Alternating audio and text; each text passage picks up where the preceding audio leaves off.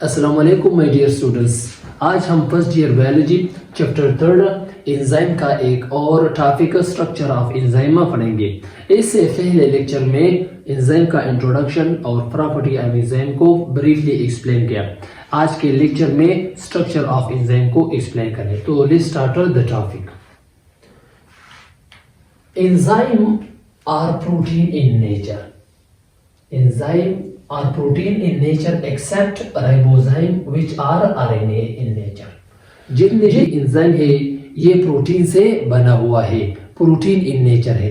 लेकिन राइबोजाइम ये वाहिद एंजाइम है जो आरएनए से बना हुआ है। फॉर एग्जांपल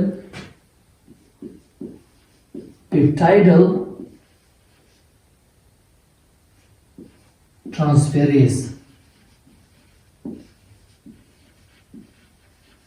पेप्टाइड ट्रांसफेरेज ये राइबोजाइम एंजाइम है जो आरएनए से बना हुआ है और इसका मेन फंक्शन अमीनो एसिड का एक लॉन्ग चेंज बनाना और इसी तरीके से प्रोटीन सिंथेसिस होती है। थॉमस एंड सिडनी 1980 ये दोनों साइंसदानों ने राइबोजाइम एंजाइम को डिस्कवर किया कि ribozyme enzyme RNA in nature है। Active site. The reaction take place is a small part of the enzyme where substrate bind is called active site. इस structure को हम क्या कहते हैं? एंजाइम के इस स्ट्रक्चर को हम एक्टिव साइट कहते हैं।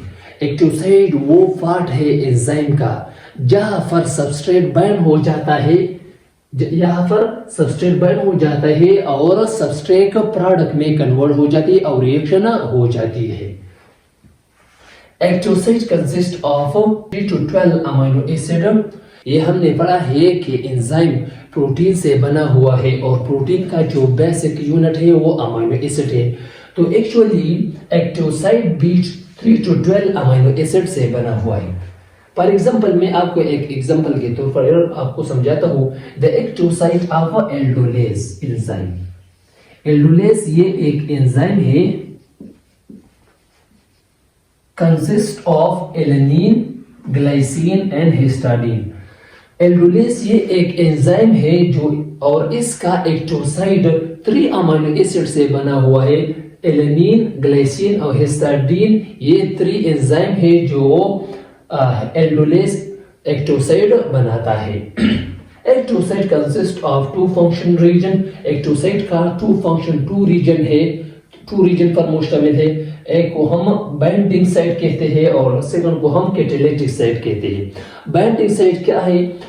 सम amino acid which make bond with the substrate. कुछ अमीनो एसिड एक्टिव साइट का जो सबस्ट्रेट के साथ वो बॉन्ड बनाता है तो उस रीजन को हम बाइंडिंग साइट कहते हैं। कैटालिटिक साइट क्या है? अगर amino acid which cause conversion of substrate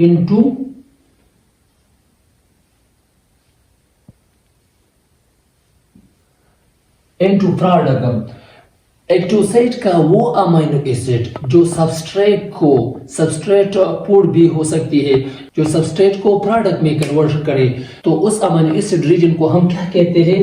catalytic site कहते हैं। हम आपको डायग्रामेटिकली समझाते हैं। ये एंजाइम है, इस रीजन को हम क्या कहते हैं? एंजाइम का एक्टिव साइट है और एंजाइम के इस रीजन को हम क्या कहते हैं? Allosteric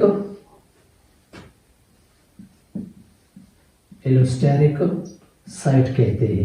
the rest of the enzyme part को हम क्या कहते हैं? एलोस्टेरिक साइट कहते हैं। और ये सबस्ट्रेट है, सबस्ट्रेट फूड भी हो सकती है। जब सबस्ट्रेट इस एक्टिव साइट ऑफ एंजाइम के साथ वो अटैच हो तो उस स्ट्रक्चर को हम क्या कहते हैं? एंजाइम सबस्ट्रेट कॉम्प्लेक्स कहते हैं। तो ये एंजाइम इस सबस्ट्रेट को प्रोडक्ट में कन्वर्ट करता है। तो ये प्रोडक्ट इस एक्टिव साइट ऑफ एंजाइम को वो छोड़ देता है। Product leave the active site of the enzyme और रिएक्शन वो कंप्लीट हो जाती है। अब हम हेलो एंजाइम और एफओ एंजाइम एक्सप्लेन करेंगे कि हेलो एंजाइम और एफओ एंजाइम में क्या डिफरेंस है।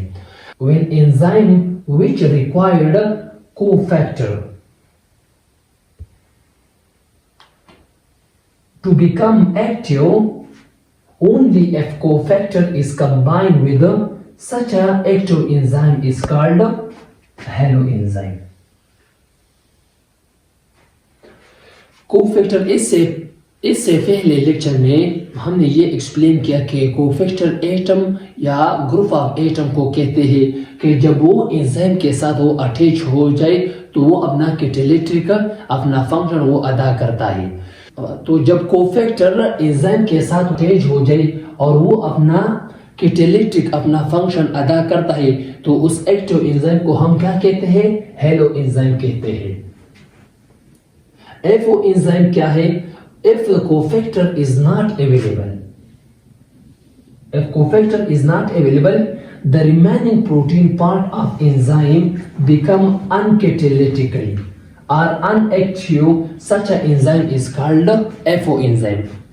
जब कोफैक्टर अवेलेबल ना हो, मौजूद ना हो, तो एंजाइम अपना फंक्शन अदा नहीं करता है तो एंजाइम अनएक्टिव हो जाता है, अनकैटालिटिक हो जाए। अनकैटालिटिक का मतलब ये है कि वो अपना फंक्शन अदा नहीं करता है, तो उस अनएक्टिव एंजाइम को हम एफओ एंजाइम कहते हैं। लेकिन कुछ एंजाइम ऐसे हैं जिसको कोफैक्टर की ज़रूरत नहीं है। फॉर एग्जांपल पेप्सिन ये गैस्ट्रिग्लैंड ऑफ द स्टमक में गैस्ट्रिग्लैंड इस पेप्सिन एंजाइम को प्रोड्यूस करता है और इस एंजाइम कोफैक्टर की जरूरत नहीं है। Pepsin is enzyme do not require a cofactor, वो कोफैक्टर के बगैर अपना फंक्शन अदा करता है। हम आपको डायग्रामेटिकली समझाते हैं। ये एंजाइम का स्ट्रक्चर है। इस रीजन को हम एक्टिव साइट कहते हैं और ये एक कोफैक्टर है। तो एंजाइम के साथ ये सबस्ट्रेट डायरेक्टली अटैच नहीं हो जाती है क्योंकि एक्टिव साइट ऑफ एंजाइम और सबस्ट्रेट का स्ट्रक्चर वो मुख्तलिफ है, तो इसी वजह से कोफैक्टर की जरूरत हो जाती है। तो जब कोफैक्टर इस एंजाइम के साथ वो अटैच हो जाए तो फिर आसानी के साथ ये सबस्ट्रेट इस एंजाइम के साथ इस कोफैक्टर के साथ वो अटैच हो जाते हैं और वो अपना कैटालिटिक अपना फंक्शन वो अदा करता है। तो इसी तरीके से कोफैक्टर लाजमी है कि वो एंजाइम के साथ अटैच हो जाए और वो एंजाइम अपना कैटालिटिक फंक्शन अदा करता है। ये था आज का लेक्चर। आज के लेक्चर में स्ट्रक्चर ऑफ एंजाइम में एक्टिव साइड और enzyme substrate complex, hello enzyme और एफओ एंजाइम को ब्रीफली एक्सप्लेन किया। अपना ख्याल रखें और अपनी दुआओं में याद रखें। अल्लाह हाफिज।